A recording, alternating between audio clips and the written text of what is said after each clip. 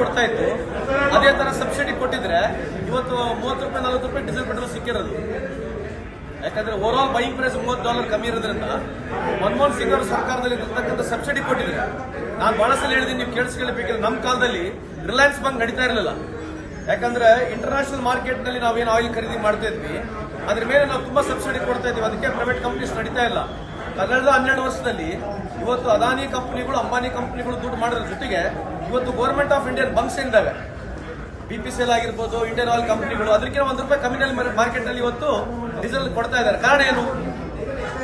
ದೇಶ ಪ್ರೇಮಿ, ದೇಶ ಬಗ್ಗೆ ಬಹಳ ಭಕ್ತಿ ಇರತಕ್ಕಂಥ ಬಿಜೆಪಿ ಅವರು ದಯಮಾಡಿ ನಮ್ಮ ವಿಶ್ವಗುರು ಆಗಿರ್ತಕ್ಕಂಥ ಪ್ರಧಾನಮಂತ್ರಿ ಆಗಿರ್ತಕ್ಕಂಥ ಮೋದಿ ಸಾಹೇಬ್ರು ಇವತ್ತನ ಲೆಟರ್ ಬರೀರಿ.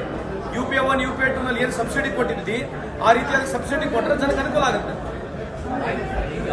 ಇಲ್ಲ ಅಂತ ಹೇಳಲ್ಲ, ಬಟ್ ಇದಕ್ಕಿಂತ ಜಾಸ್ತಿ ಪಾಯಿಂಟ್ ಅಲ್ಲಿದೆ ಅಲ್ಲ.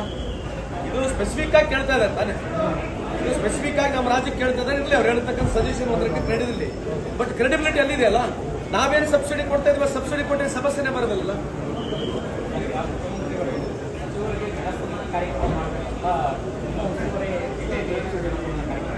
ನಾವು ಪ್ರತಿ ತಿಂಗಳನ್ನು, ಪ್ರತಿ 3 ತಿಂಗಳಕ್ಕೊಂದ್ಸಲಿ KDP ಆಗಿರಲಿ ಅಥವಾ ಜನಸ್ಪಂದನ ಕಾರ್ಯಕ್ರಮಗಳಾಗಿರಲಿ ಎಲ್ಲಾ ತಾಲೂಕುಗಳಲ್ಲಿ ವೈಯಕ್ತಿಕವಾಗಿ ನಾವು ನಮ್ಮ DC ಗಳು ಎಲ್ಲ ಕಡೆನೂ ಮಾಡಿದ್ವಿ.